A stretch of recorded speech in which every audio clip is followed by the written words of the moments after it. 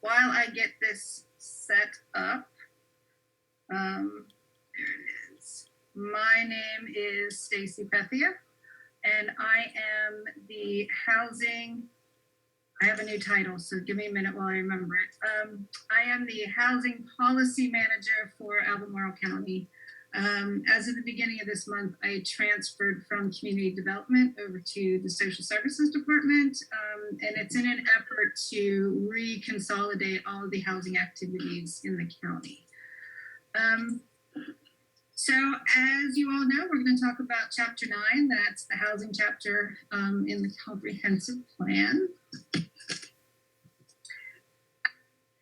And so the overall goal of the housing chapter is really to speak to the legislative requirement that localities in Virginia include measures for ensuring that there's a sufficient supply of housing for all current and future residents. And the housing goal, the overall goal for the chapter, really deals with that. So making sure that the county housing stock has a sufficient supply of safe, decent, and sanitary housing that is available to all income and age levels, located primarily in the development areas, and that is available equally to all current and future residents. I know that there, as Sally had just mentioned, there are some painful points with a growing county, particularly if you happen to live in one of the development areas. But I think the choice to develop, to really focus development of housing in all types within specific areas is pretty beneficial. It's more efficient for county resources, and it does help preserve the rural areas, which are important for our agricultural businesses, but also tourism. I think it's a fairly big selling point for people who come to visit the county. So objective 1 of the housing chapter really addresses the need to ensure all housing in the county is safe, decent, and sanitary. For new development, this means ensuring that newly constructed housing complies with state building codes. And those codes have been in place since the 1960s. And the majority of the county's housing stock was constructed between 1960 and today.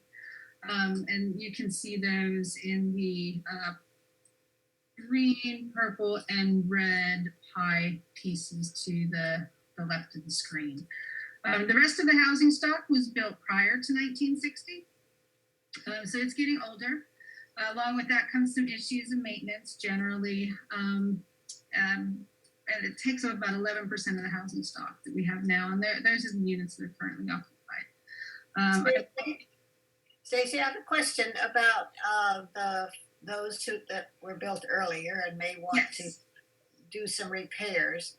Do they have to come all the way up to code whenever they do any repairs, and is that a disincentive? It's not I mean, I don't know the answer. I'm asking the question. So if they are involved, if they receive housing rehabilitation services through the county, we partner with AHIP to do those. And through that, we do make sure that their housing comes up to code. And those services are provided ultimately free of charge. By state law, we do need to provide a loan, which we generally use community development block grant funding for those. And they are secured as a deed of trust in the house for approximately 15 years. And those loans are forgivable after that point in time. So ultimately, as long as the homeowner stays in the home that entire 15 years, they will not have to pay that loan back, and their residents will be up to building code. Thank you.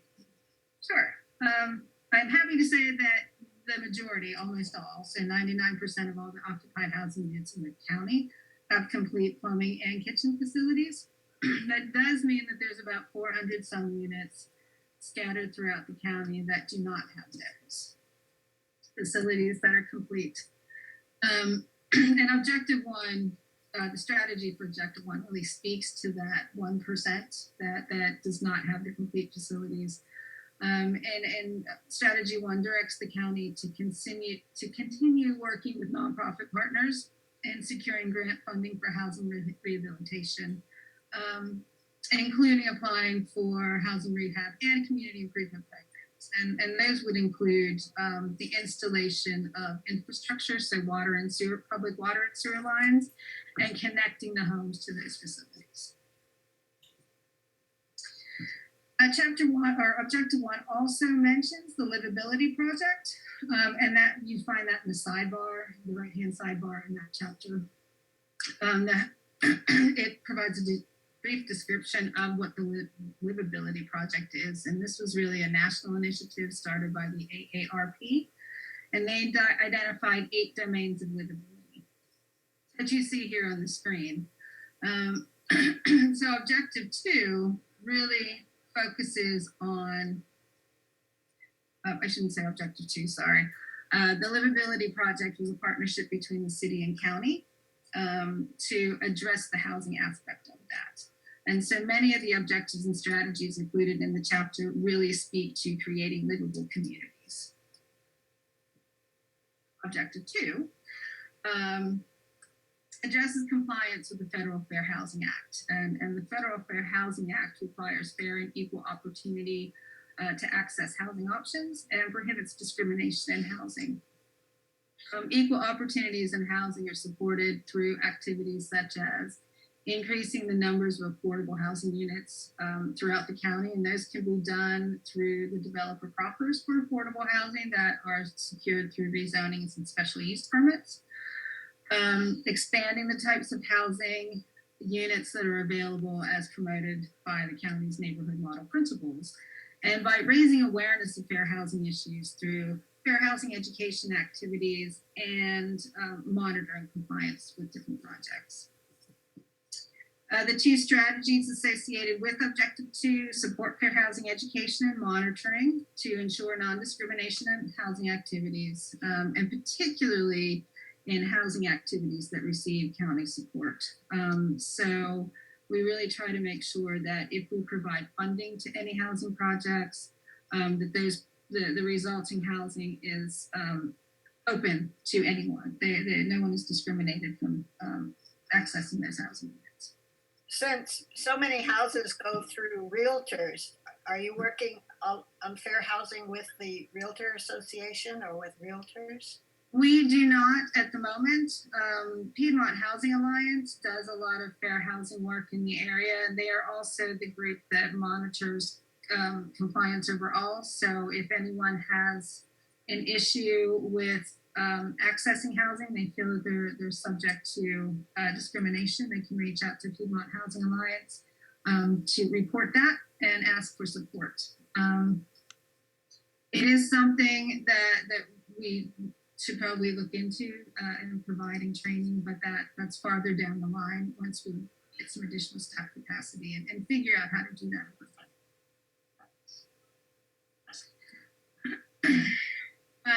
Objective 3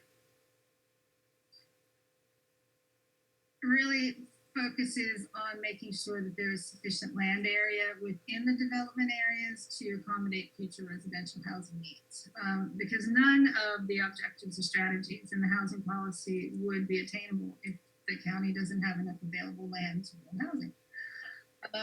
The 2019 Growth Management Report, which I believe you all received over the weekend, identifies the need to add approximately 11,750 units to the housing stock over the next 20 years to meet future demand.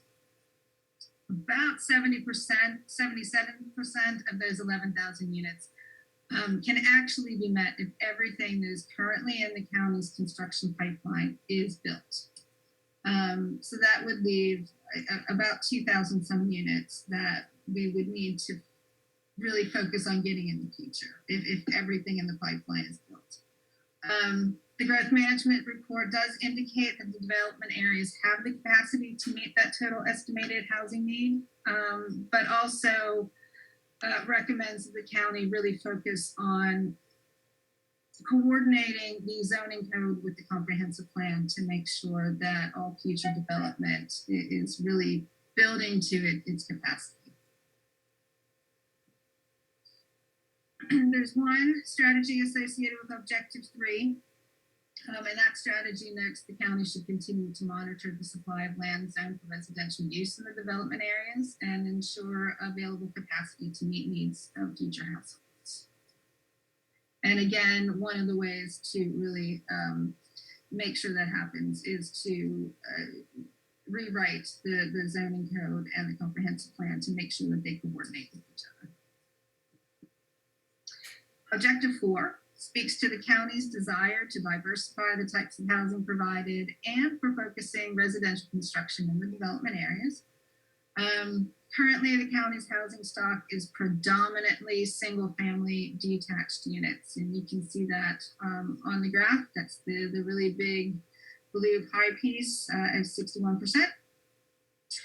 And that is followed by single-family attached units such as townhomes and multifamily buildings that contain between 5 to 19 units. So that makes up another 24% of the housing stock. 55% of the housing units are located within the development areas. So it's probably not as focused in the development areas as it could be, but we can work on that moving. So there are 2 strategies associated with Objective 4. Strategy 4A promotes further diversification of housing types provided within the county. These different housing types may include expanding multifamily and single-family attached options, but it can also include amending the zoning code to allow smaller units, such as cottages or bungalows. And also strategy 4B encourages the county to expand the provision of accessory units, and that would further diversify the housing stock. Accessory units, if you are not familiar with those, they're oftentimes referred to as granny flats or in-law apartments. So they can be internal to your home, that's your living structure, or they can be a separate structure in the backyard. And sometimes, like in, I believe it's Bold Trail or Belvedere, I believe it's the Belvedere development, they are being provided on top of garages. Do you know how that's working, Stacy? Because when Belvedere got started, that was quite innovative to allow many of the lots to have basically an apartment above the garage or connected in some way, with the hope that it would be usable as affordable for some people.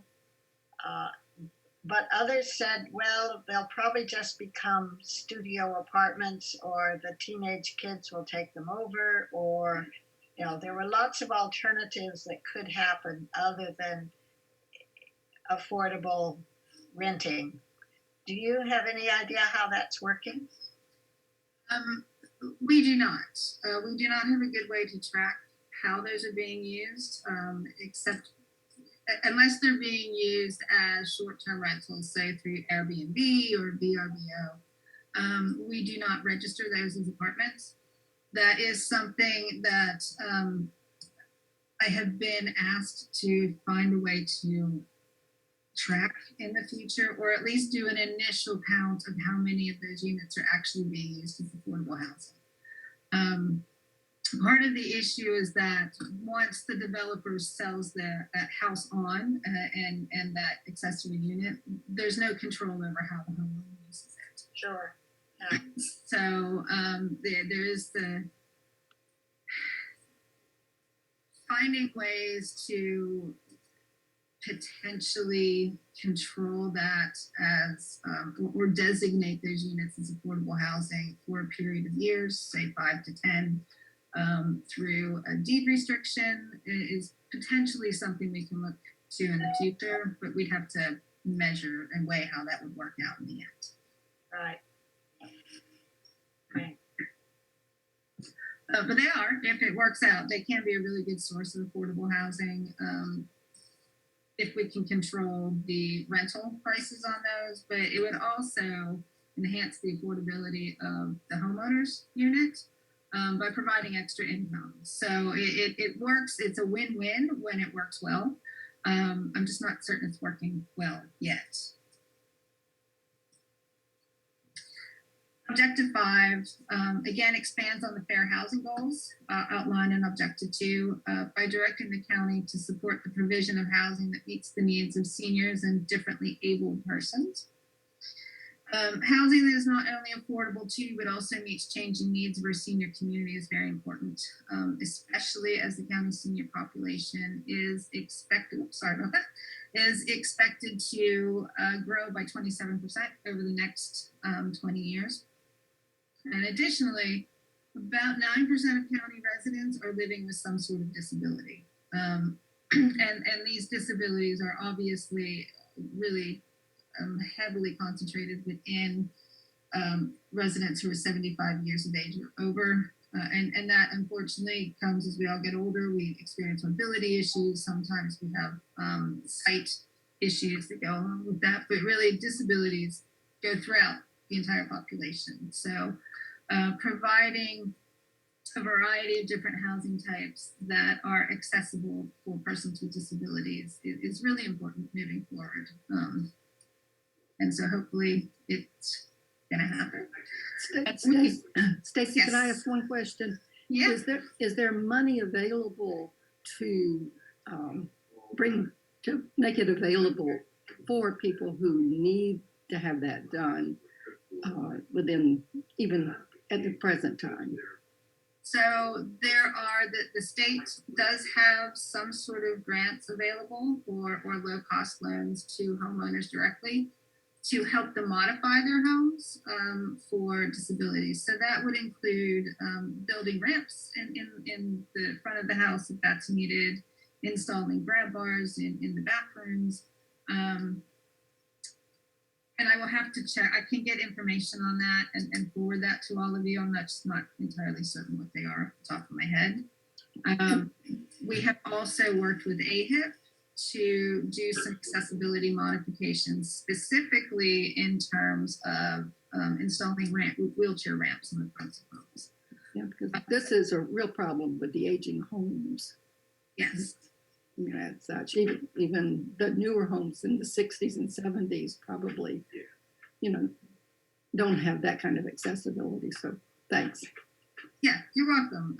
One of the best ways to address the problem is to really work with developers with new developments and encourage them to provide a lot of those accessibility features or visitability features. They're very similar in nature. Visitability is really not necessarily making your entire house accessible, but it's really providing ways that persons who experience some sort of disability would be able to visit, really. So if someone has a wheelchair, they would be able to get through the front door, and they would have a bathroom on the first floor that they would be able to maneuver in when they were visiting. Stacy, I have a question. Mm-hmm. How is it that you feel that you are actually encouraging builders to do that?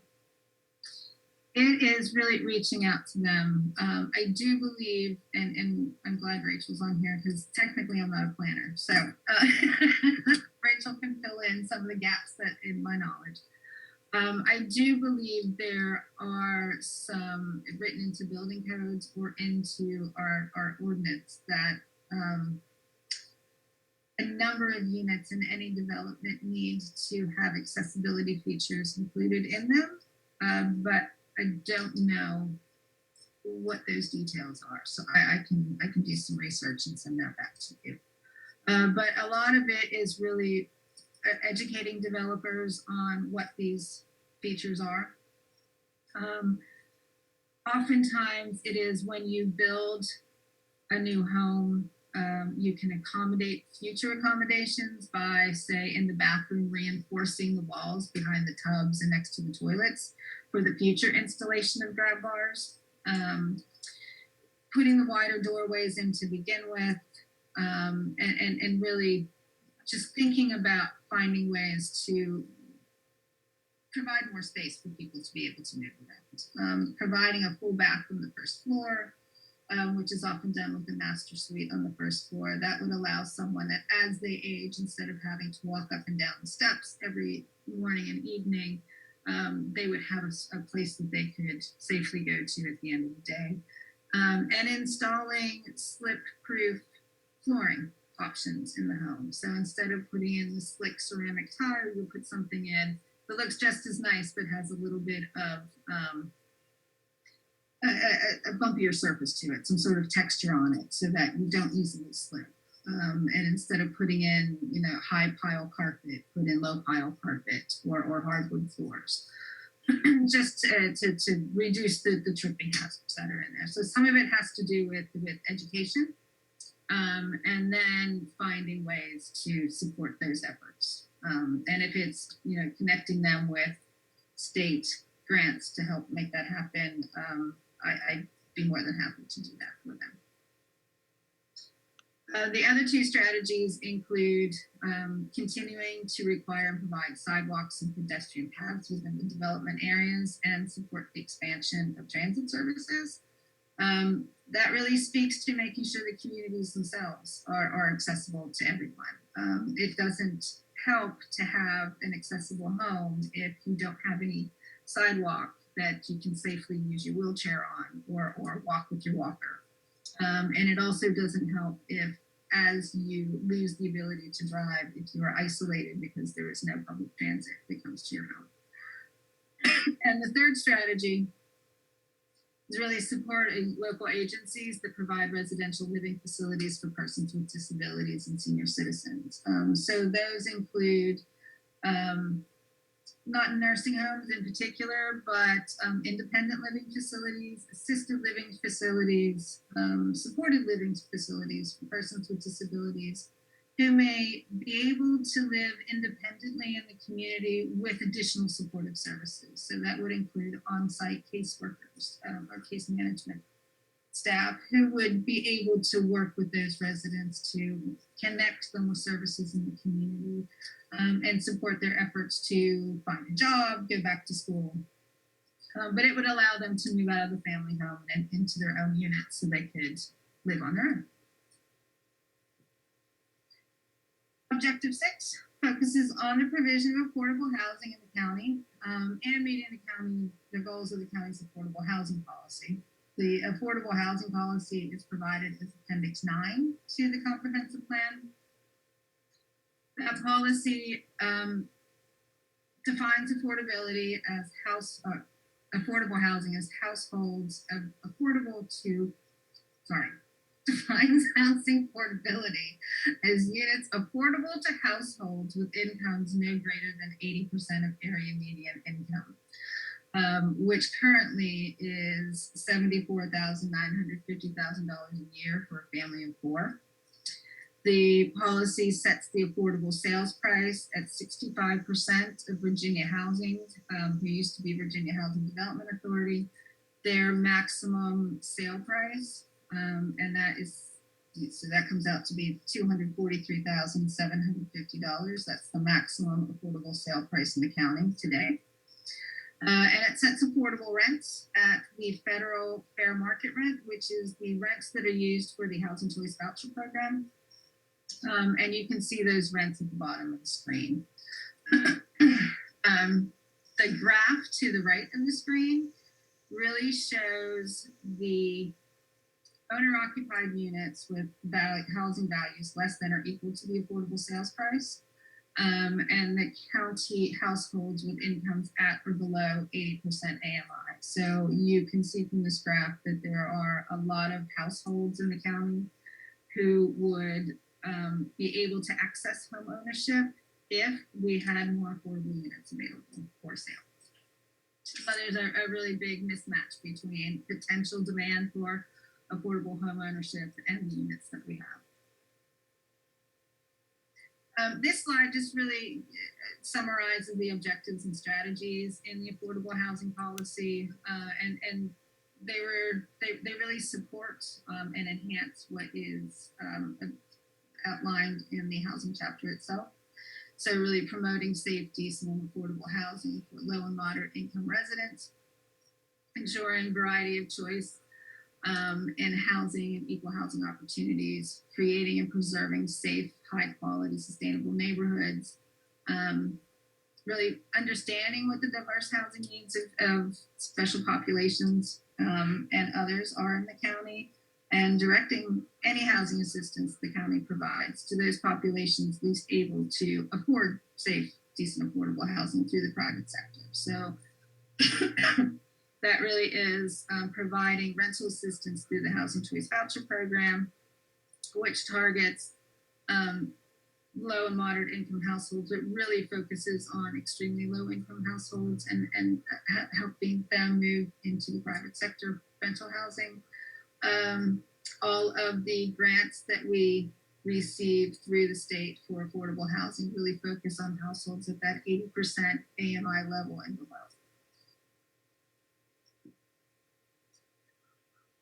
Objective 6, which, sorry, I lost the, I don't actually remember what Objective 6 is now because I seem to have accidentally deleted my slide. It really speaks to ensuring that there is a sufficient supply of affordable housing throughout the county. And there are 7 strategies associated with that objective.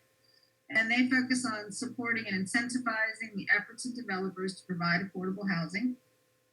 And we can do that through providing developer incentives, such as increased density in exchange for providing affordable units, but also through the rezoning process and special use permits, which again provides something to developers in exchange for affordable units. And through those rezonings and special use permits, we look to secure 15% of the total units as affordable housing. Strategy 6C encourages developers and builders through by right zoning to take advantage of that density bonus, as I just mentioned, for affordable housing. We also look to provide sufficient staffing to implement the affordable housing policies and programs and assist low to moderate income individuals in obtaining affordable housing. The objectives also seek to track the number of affordable units in the county, and that will hopefully include the accessory units moving forward.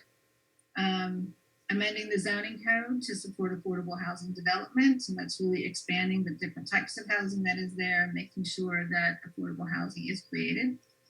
And finally, focusing affordable housing activities on the development areas.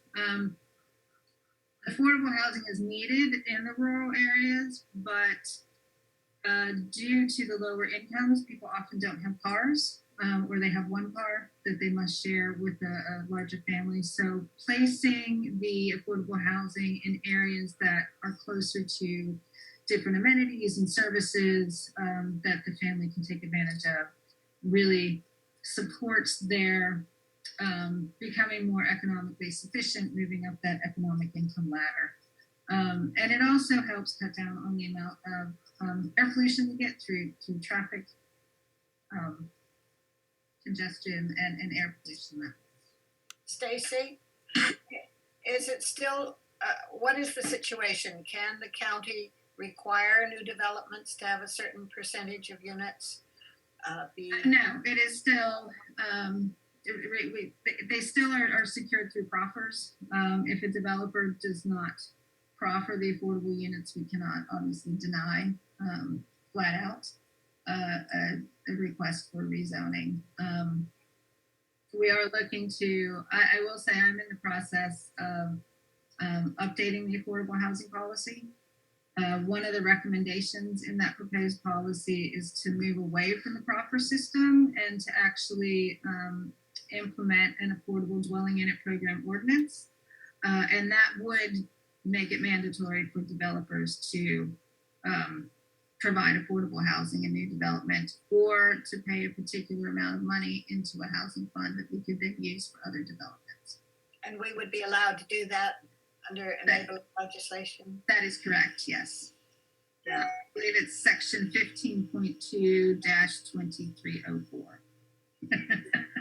That's one of the things that we were most proud of back when I was on the Board of Supervisors, was that we did for a while have a requirement in the proffer system, but the developers as a association, a statewide association, did not like this and got the General Assembly to take that ability to do that away from local governments just about as quickly as they could, which was we were then deflated, and I don't know what you all have come up with to take its place. So I'm interested that an ordinance might be a way to go. Yeah, we still the proffers for housing, affordable housing, do still happen. Because there were changes again to the enabling legislation that put housing back in, sort of. I'm a bit unclear as to how the change has happened and what it means. But we do still receive proffers for affordable housing. They're just not they just can't be mandatory. But an affordable dwelling unit ordinance would allow the county to make that provision mandatory through a rezone. Objective 7 supports the creation of mixed income communities and the integration of affordable housing design with surrounding units. And this is really to help cut down on the stigma attached to affordable housing.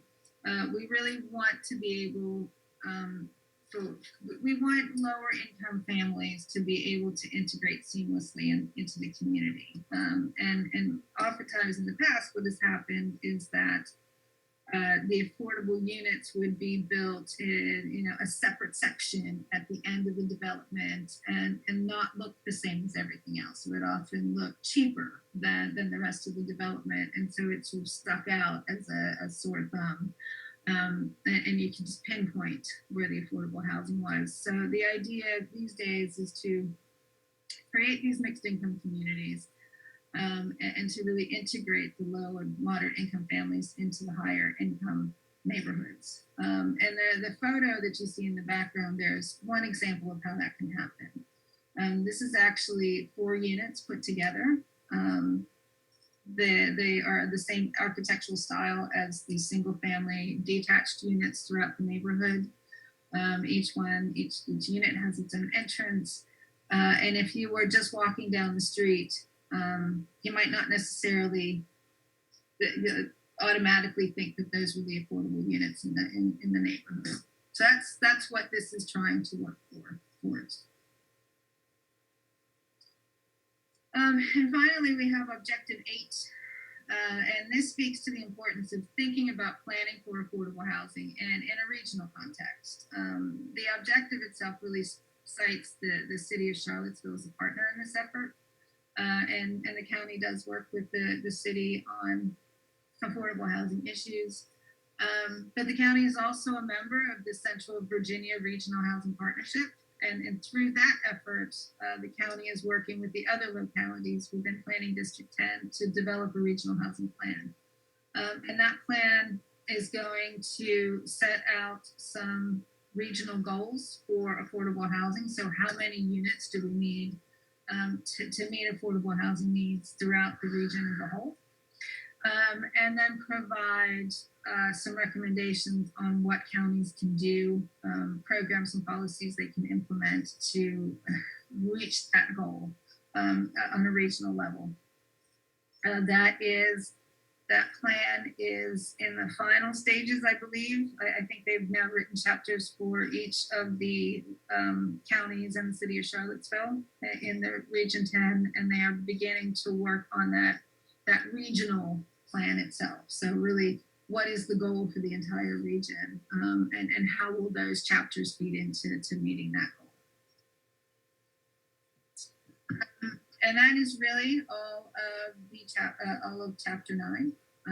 It's a pretty high overview of housing in the county, and I'm happy to answer any questions, take any suggestions that any of you have. Stacy, I got a question about the nonprofit, nonprofit organizations that support housing development in Albemarle. I know AHIP, I think, and People Housing Alliance. I just wondered if you would just, what are the main ones and what are their functions? Sure. Well, as you mentioned, AHIP they focus pretty much exclusively these days on housing rehabilitation services and emergency services. So if someone has, it's in the middle of February and it's 20 degrees outside and their furnace dies, they can reach out to AHIP and AHIP will help provide a replacement furnace or repair the one they have. They also work with the county and the city of Charlottesville to provide rehabilitation services. We do those with the use of federal community development block grant funds. And we try to focus on specific neighborhoods. So the last project we worked on was in the Albemarle neighborhood, and they provided substantial rehabilitation services for 26 homeowners. The homes out there really, some of them were 100 years old, and so they really worked with the homeowners to address health and safety issues, but also to bring those units up to building code today. Piedmont Housing Alliance is one of the, they do a number of different things. They provide affordable rental housing, several communities throughout the county. They also work with people interested in purchasing a home, so they provide home buyer counseling and budget counseling services, financial counseling. What else do? They do fair housing, education, as I said, and they are the organization that anyone who believes they have been discriminated against in housing can file a complaint to them, and they will work to get that to happen, to check that out. We have Habitat for Humanity. They provide homeowner options for lower income families. They are actually able, the way their program is set up, they provide their own mortgages to the homeowners. So they are actually able to move families who are extremely low income, so down to 25% of area median income, and help them move into a home of their own through purchase. They are currently working on a large project to redevelop the Southwood Mobile Home Park in the southern portion of the county. So they are working with, I think there's about 1,500 residents that live there in 341 trailers. They will be replacing all 341 trailers with new homes, a combination of for sale housing and condominiums and some rental housing for very low income residents of Southwood. They are also working with private developers to bring in some market rate units as well, along with, I believe, some business support, so opportunities for local residents to start their own businesses and provide support there. And there's also the Thomas Jefferson Community Land Trust. They also build homes. They tend to target households at a higher income level, so I believe the 60 to 80% area median income level. The Community Land Trust model actually, there's two ownerships there. So the land trust will continue to own the land and then sell the structure onto the homeowner under a ground lease, which lasts for 90 years in the state of Virginia. So that home will always remain affordable forever. So if they sell the home today and 3 years from now, that family wishes to move on to another area or another house, they sell the house. It just limits how much they can earn through that sale. So instead of being, buying it today for $100,000 and then 3 years from now selling it for $400,000, they can't do that. They limit the amount of equity that they can take out of the home when they sell it, and then that way the subsidy stays on that property, and they can sell that house again at a lower cost to another low-income family. And finally, we have the Thomas Jefferson Area Coalition for the Homeless. And I know they don't directly provide housing services, but they do work to place persons experiencing homelessness or who are at risk of experiencing homelessness, help move them either into their own housing They will provide emergency rental assistance to help families stay in their home as they overcome, say, a sudden job loss or an illness that has reduced their income. I would say those are the main players in the area. Stacy, I might ask you about another owner of low-income housing, which is the University of Virginia, particularly the University of Virginia Foundation. They recently bought Ivy Gardens, for example, which is almost totally filled with graduate students who just walk across Leonard Sandridge Drive to Darden or to law school. But having bought that land, they now are making plans for its future, and I don't know if they include residential or not. But are you in communication with them? I guess is about all we can ask for, but how is that two-way communication going? So they have created an affordable housing working group. I think some of you, maybe all of you, may be aware that they have UVA and the foundation have committed to building 1,000 to 1,500 units of affordable and workforce housing over the next 10 years. So they have pulled together a group to help advise those activities, and I represent the county on that group. So it's very early stages. There's really no information to share.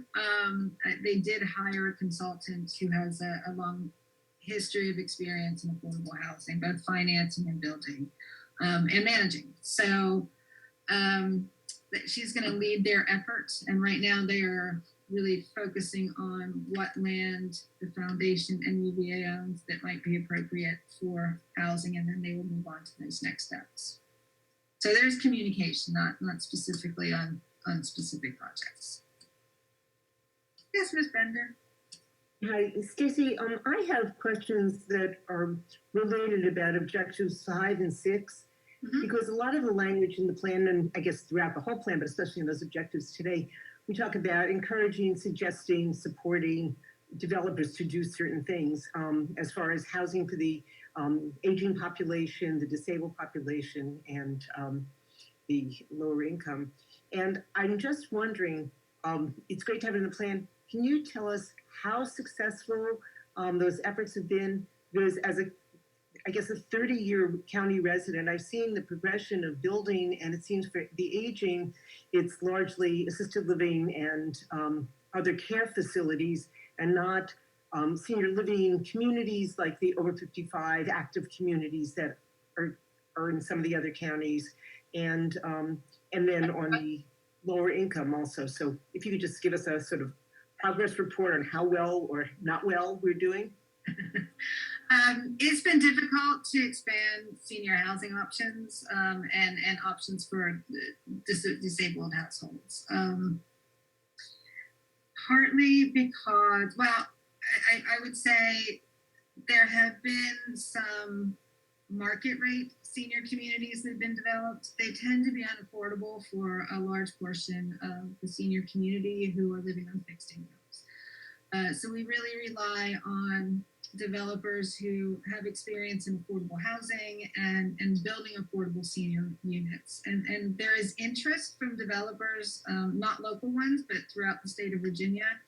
It's been difficult for them to find land that is cheap enough to allow them to move forward with the projects. But I have, a couple of weeks ago, there's a developer out of Virginia Beach that I've been in conversations with for several years now. So they're actively pursuing building a project here. They are looking at a couple of sites. I'm not entirely certain which ones they are. Interest is there. It's just been difficult for them to find sites that are appropriately located and that are cheap enough for allow them to move forward with their development. How about in the not necessarily that what I'd call the lower income affordable, but even more moderate income and even upper income, because there are a lot of people, even people on this call, who live out in the county who at some point are probably not going to want our houses with land. And there aren't that many options, as I see it, at least, unless you want to go into a senior facility Right. condominium kind of place. I agree. And so I will say there is an entire objective in the proposed new housing policy that covers just that issue, to put it a nice way.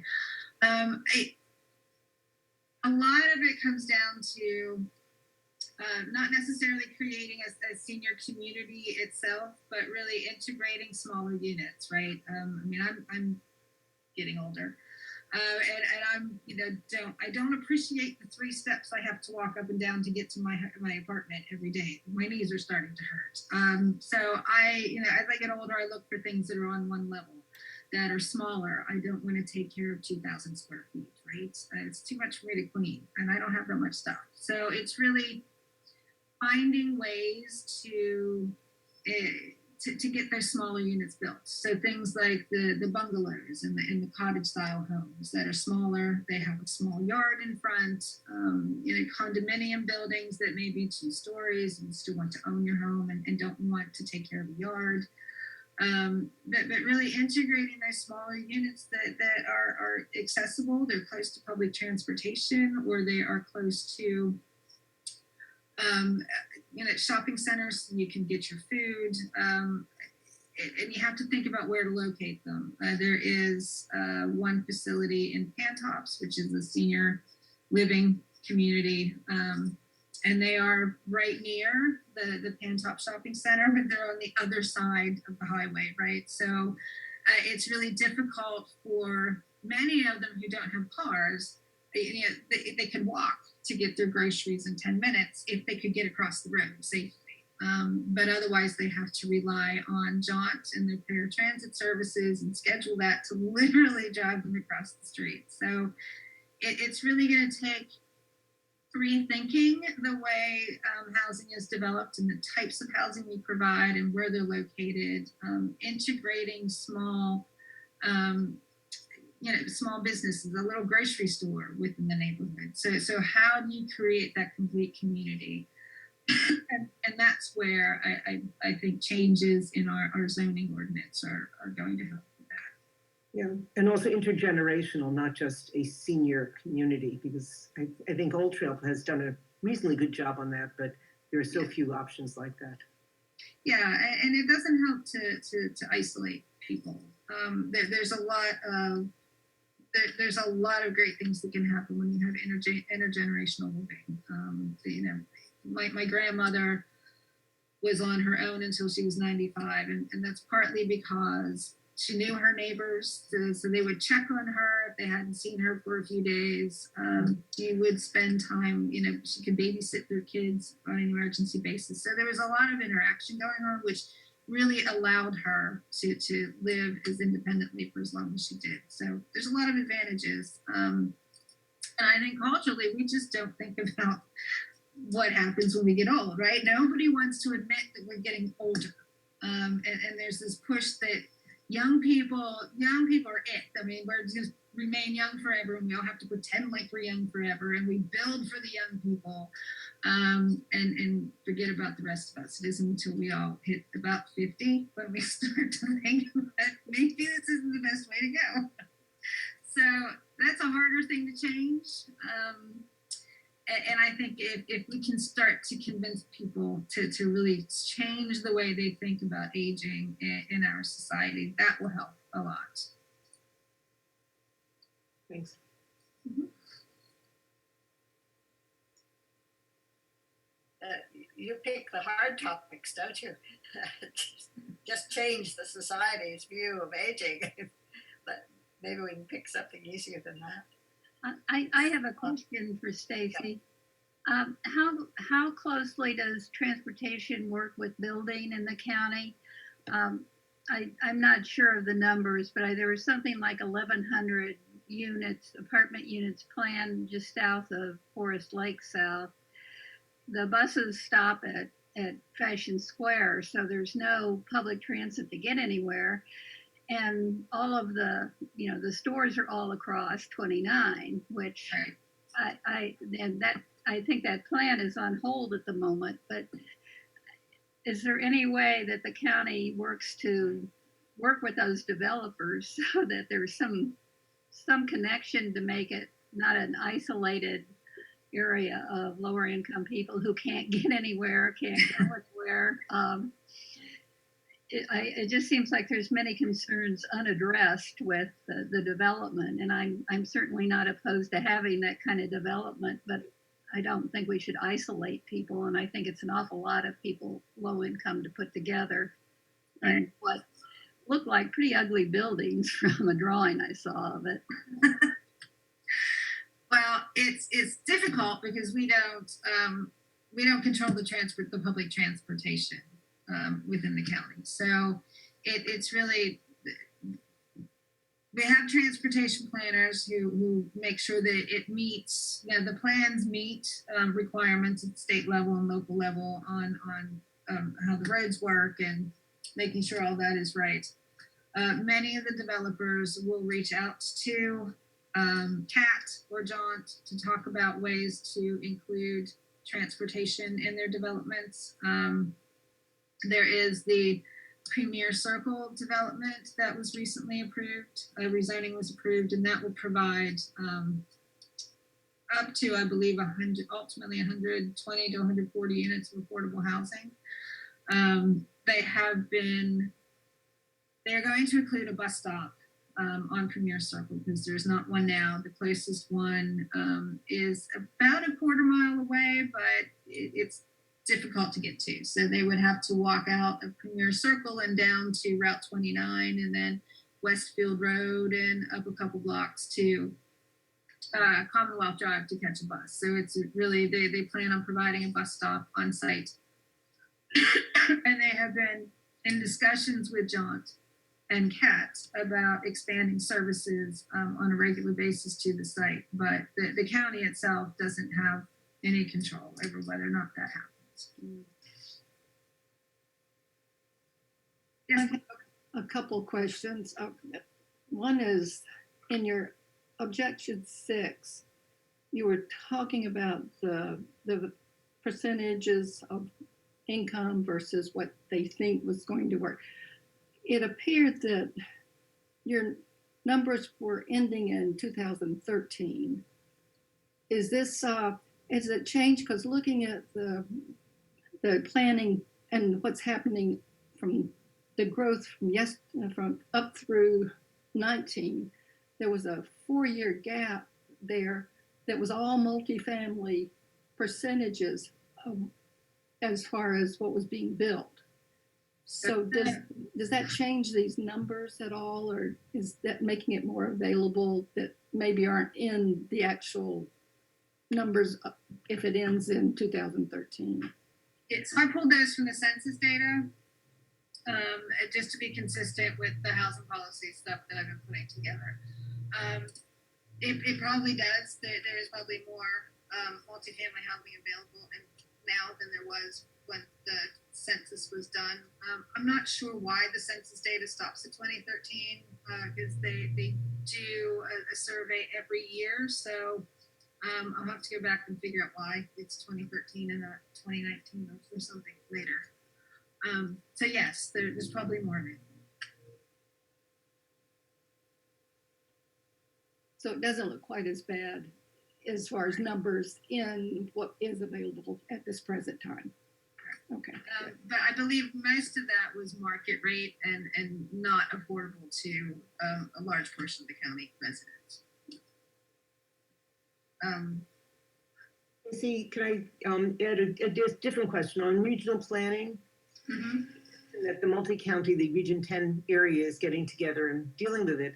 And one of the issues historically has been that the affordable housing has been in the outer suburbs, or outer counties, not suburbs, the outer counties like Greene and Louisa, and it's difficult for people to get in and also have other services like childcare, even if they're working and can get into Charlottesville and Albemarle. So what is being done to, I hate to say, deal with that imbalance? Because if it's a regional plan where the affordable housing is still going to be, a half hour to 3/4 of an hour out from the center, we're not going to be solving anything. So part of the regional plan is really going to address all housing needs. they have a bunch of affordable housing advocates working on the plan, which is why we have made it really focus on affordable housing. We do recognize the need for full market rates. So the Planning District Commission staff have gone out to each of the counties and pulled together focus groups with community members and county staff to discuss what their priorities were and what they would like to see for housing. So there will be recommendations that more market rate housing be placed in certain areas. But that really needs to depend on the amount of economic development that occurs as well. It would not help to build really expensive housing in Nelson County and all the jobs be in Albemarle County in the city. So you would still have that transportation issue. Those households would be better placed to afford to make those commutes every day, but it wouldn't do very much good for our environment and traffic. So they're being sensitive about how that evens out. They recognize that there's not a lot of space left in the city of Charlottesville to build housing. And a lot of people from other counties have moved into the city specifically because it's closer to the amenities and services that are needed, and affordable housing is available. So they're really looking at how to adjust that imbalance and the best ways to go. I think, Carol, you had a question. Did you have anything else? I had written in the chat, what are your ideas about which issues the local League of Women Voters could advocate for? Things that would have to do with things that people would vote on, issues related to government and talking with the Board of Supervisors and so on. What particular issues do you see as priorities right now? I know you mentioned the Southwood trailer development. Yeah. Is that anything that the public would be voting on or anything like that? Like a zoning ordinance or whatever? No. So right now they're in phase one. It's going to be a multi-phase project. They are in phase one right now, and the county has provided more than $6 million towards that effort. They will, I believe Habitat is getting ready to submit a rezoning request for phase two, but I don't know when that's going to happen. So that would be the next thing that the Board of Supervisors and the Planning Commission would be focusing on in terms of Southwood.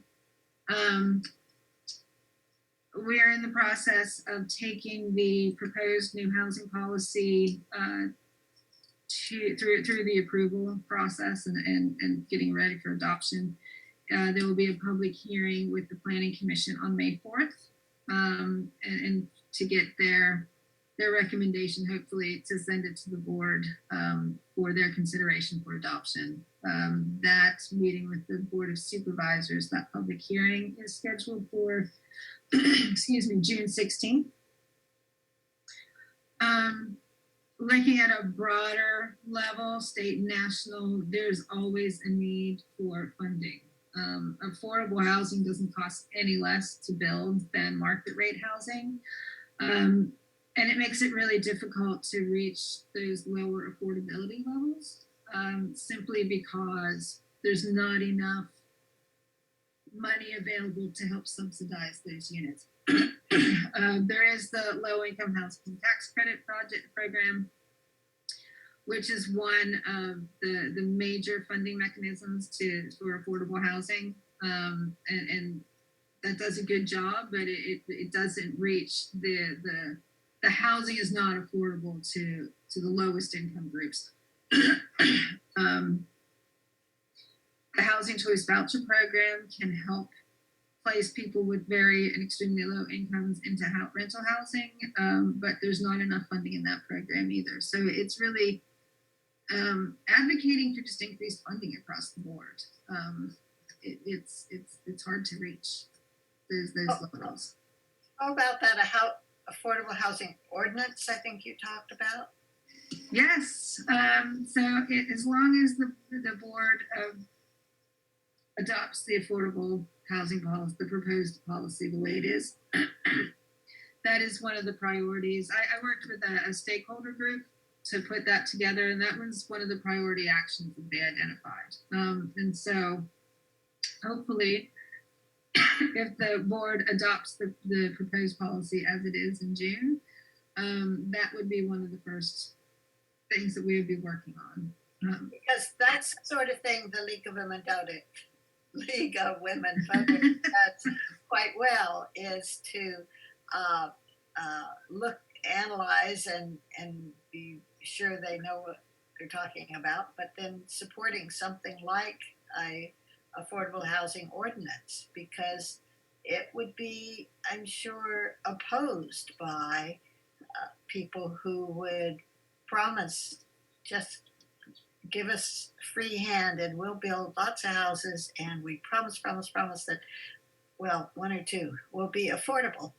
And you can tell I'm cynical about this, but that is very much a way in which the League can be helpful, is to speak up in public hearings with the Board of Supervisors for something like affordable housing.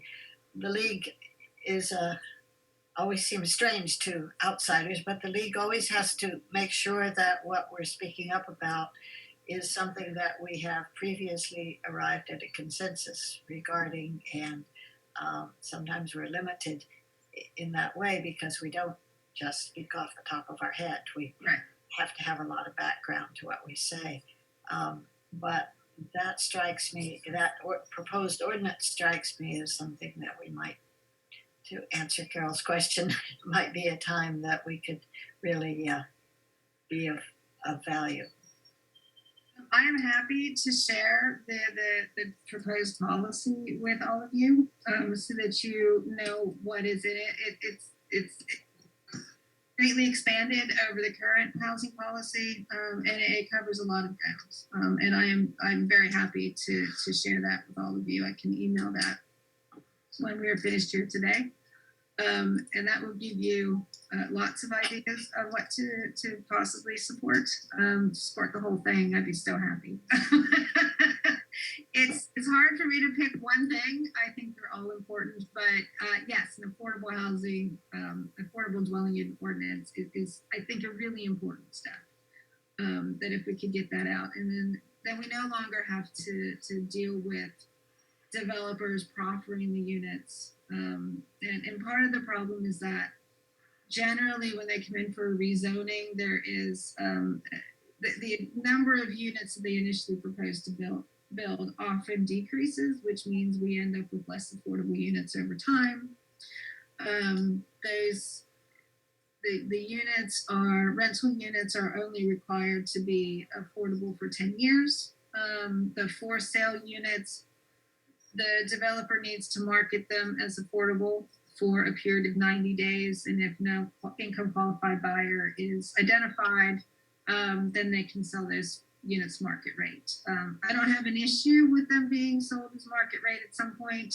We can't ask them to hang on to those forever if they can't put people in them. But with the affordable dwelling unit program, the county would have the option, we could write that in, is extending the time affordability periods from 10 to say 30 years for rental housing. That would go in line with federal guidelines and requirements. We could require for sale housing to be affordable for say 40 years, which is what the agreement we have with Habitat for Humanity in Southwood.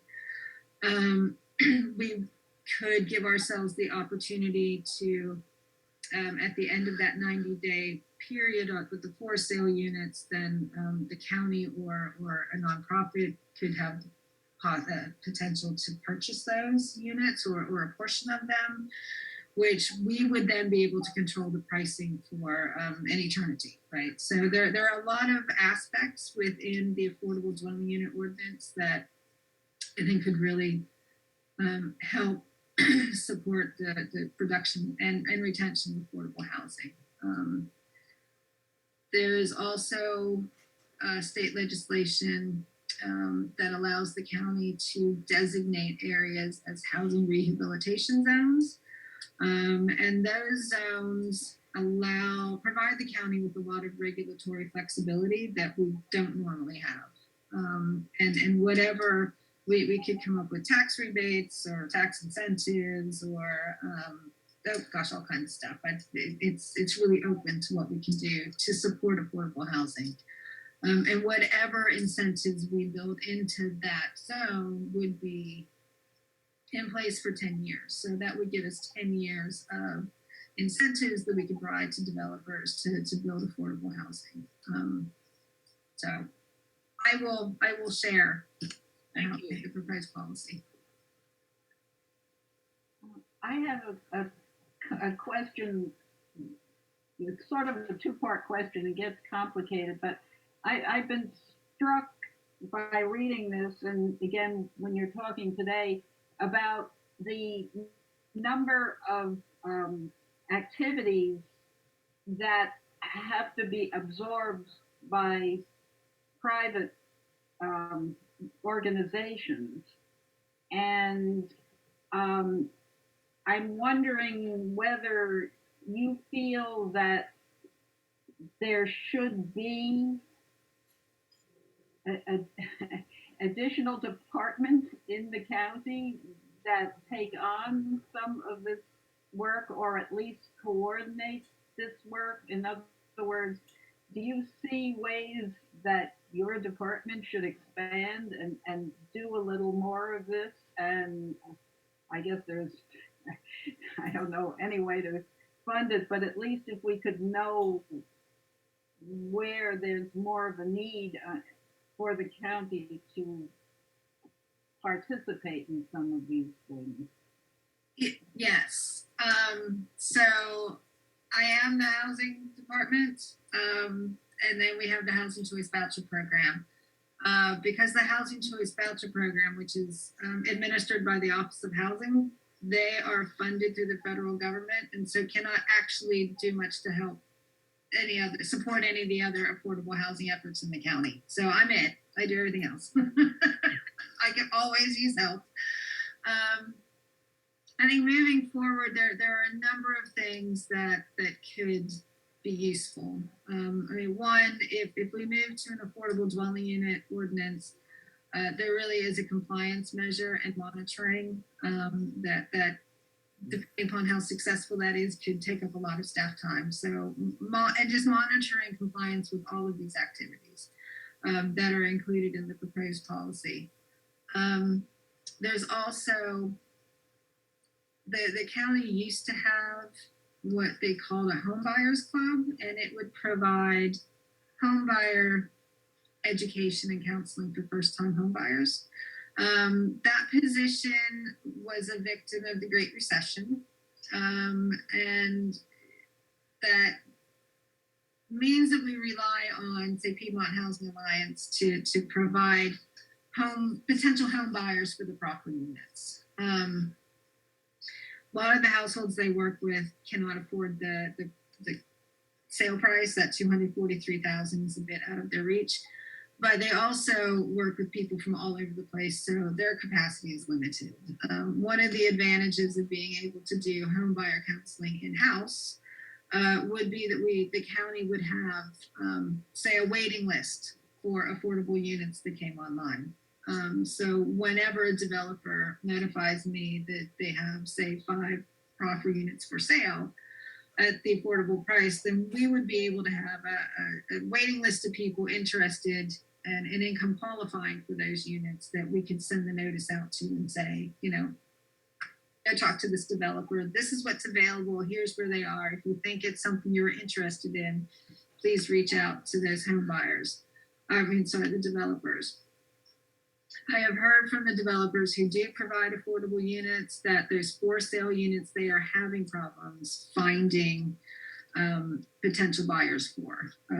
And Piedmont Housing Alliance has not been able to provide a steady supply of income qualifying home buyers for that. So if that was something that we could do internally, like we used to, that would allow us to build up that pool of potential buyers. And that could really include county staff and school staff, police and fire rescue, who we would really like to be able to support to be able to live in the county. Also, I think the thing that you mentioned, or that people were talking about, with the disconnect between the transportation planning and building construction, and I guess again I'm thinking, is there any restructuring that's needed in the county to work to be better connected on something like this in the county organization? Yeah, because the county doesn't have its own transportation authority, so to speak. We just don't control the public transit system in the county, so it's really beyond our control. If you talk to transportation groups like, we'll take CAT for instance, and you talk to them about expanding their services throughout more parts of the county, there's generally, we can't do that because we don't have, without the ridership being there. But you're not going to get the ridership unless you have the bus service, right? So it's always been a little irritating to me to have those conversations. I've never come up with a way to overcome that problem, to be honest. Okay, thank you. You're welcome. Anybody else?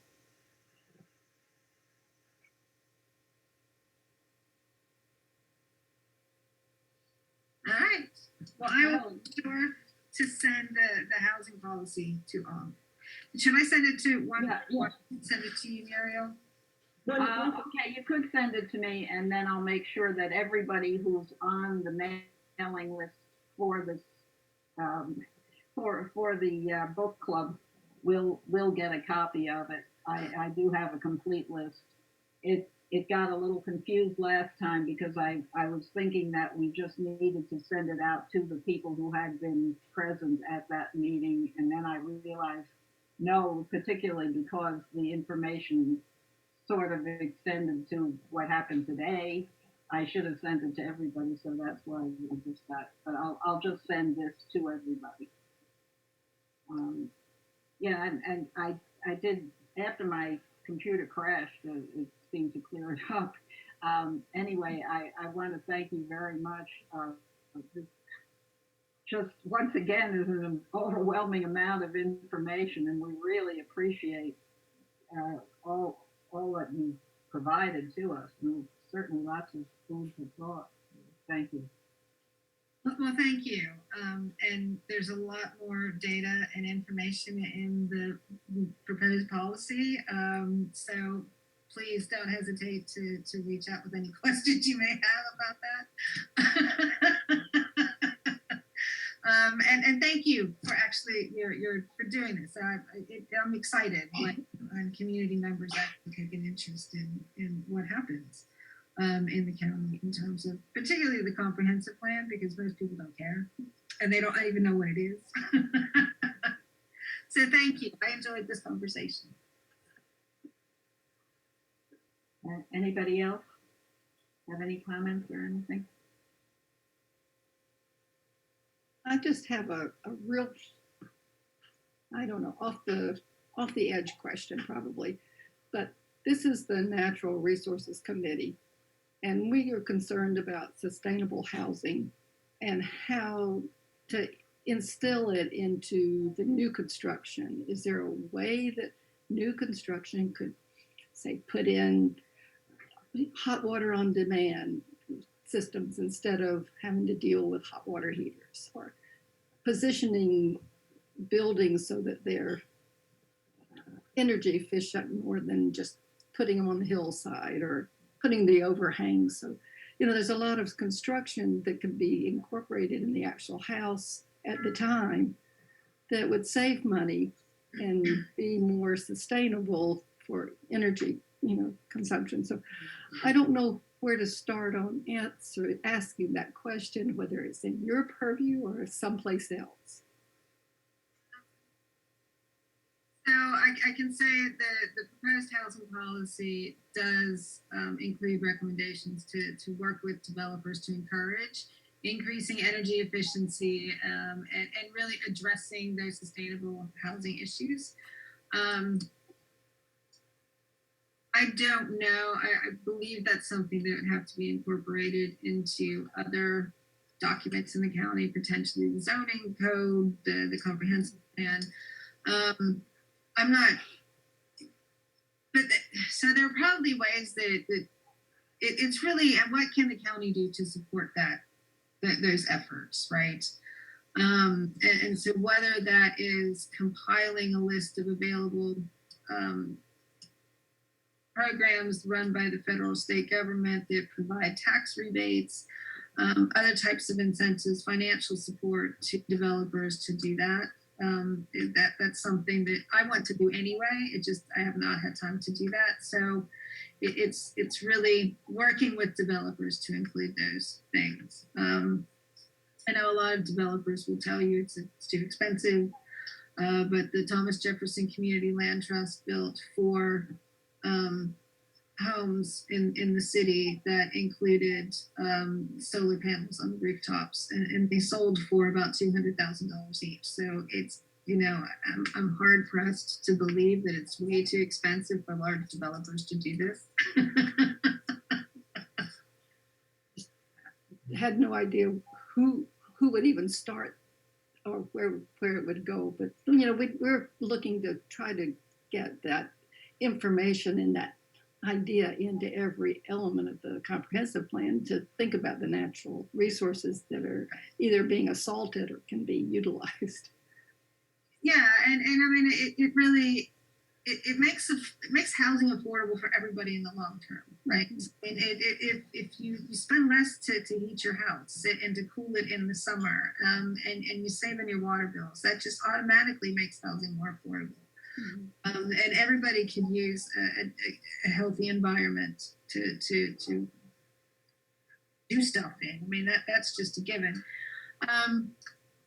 I think home buyers are beginning to have a higher demand for energy efficiency amenities. So they want the energy efficient appliances. They're looking to have more energy efficiency and other things incorporated into a home when they purchase them. So I think as more awareness among home buyers and renters really starts to build, then that will happen because developers won't have a choice, right? It's true. I mean, they respond to what home buyers and renters want. And so, we went through this period where everybody wanted the granite countertops and the stainless steel appliances and these massive homes. And now you see housing sizes, square footage is getting smaller because people are realizing that 3,000 square foot house is expensive.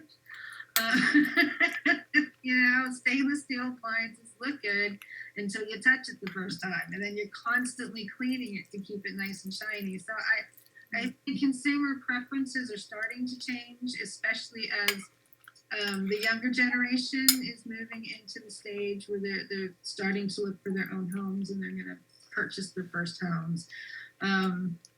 They've grown up in an environment in an age where environmental awareness was a bigger thing.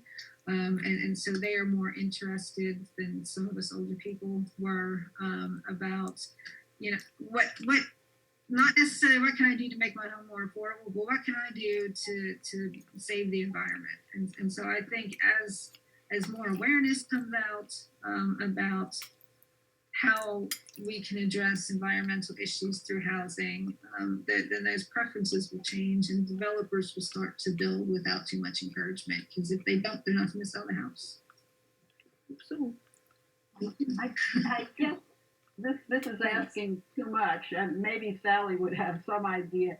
But is there any way of building this kind of requirement, and energy efficiency basically is I think what we're looking at mostly, into the initial definition of a safe and sanitary house, right back at objective 1, or would that be shot down immediately by the Dillon rule?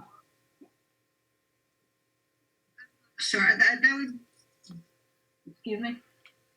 I believe that would need to be incorporated into the building code, which I think the state does. And so I'm not certain the county could make it a requirement if it's not in the building code.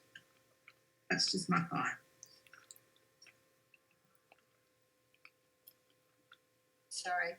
I think we're not allowed to go beyond the state building code, at least in ways that we have tried in the past. We were told you can't require more than the state building code. So, would it take a statewide organization, because the League is a statewide organization too, and does lobbying for certain issues at the General Assembly. But it definitely would be fought. It would be a hard fight to get even small rewards or steps in that direction built into the housing code. So we've tried things like that, but maybe it's a different General Assembly than we've ever had before right now. So is it something that this General Assembly would be willing and interested to tackle?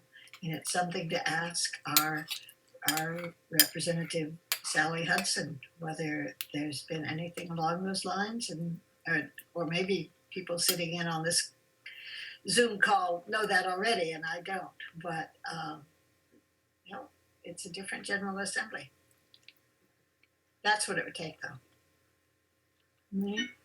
Sally, I agree with that, but I think, just like so much of what builders, developers are asked to do has been this, if you'll do it, we'll give you a little leeway, or just asking for voluntary action. I think, if they can use it as a selling point, it may be something that you could create an incentive system and not, I have to say, even with the great General Assembly that we have, it still is not that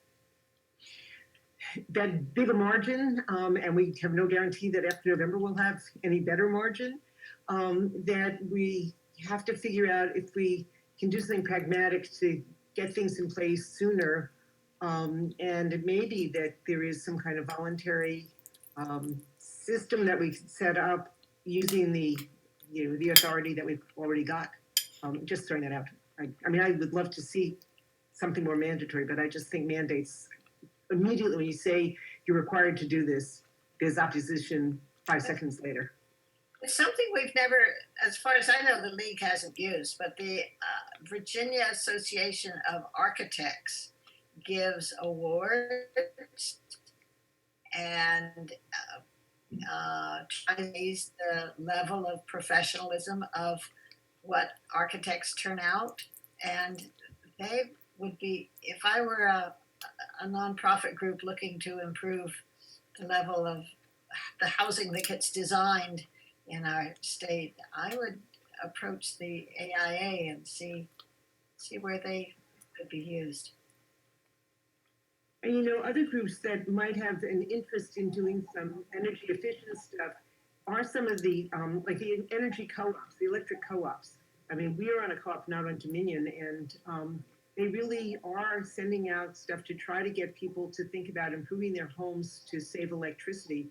And it may be that, we can do some kind of partnering with them, or the housing. Stacy might be able to do some partnering with the county, to create some incentives that go beyond what the government could do, but having the private sector create those incentives.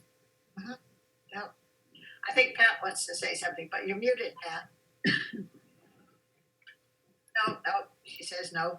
She didn't.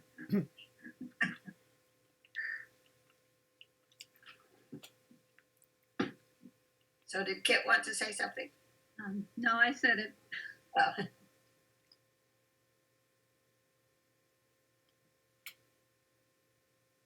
Maybe we have reached the end of our questions for the day.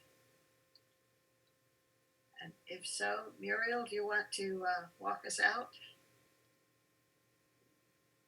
No, Muriel's muted. Yeah, just again, yeah, thank you, and we'll look forward to getting the information on our upcoming ordinance. And it looks like we have an awful lot to think about among ourselves here, the league people, about several things that we definitely should look into studying a little more and hopefully advocating for. So thanks to everybody for coming.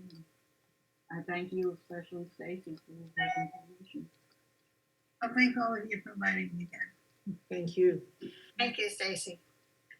Thank you, Stacy.